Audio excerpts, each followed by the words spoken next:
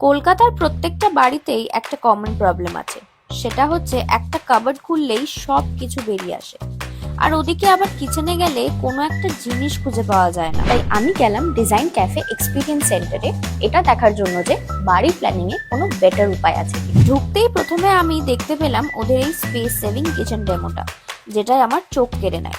এই একটা ড্রয়ারে এত কিছু ধরে আর সবকিছু পারফেক্টলি অর্গানাইজ থাকে। যে কর্নারগুলো আমরা নর্মালি ওয়েস্ট করে দিই সেইগুলোও এখানে ফুললি ইউজেবল।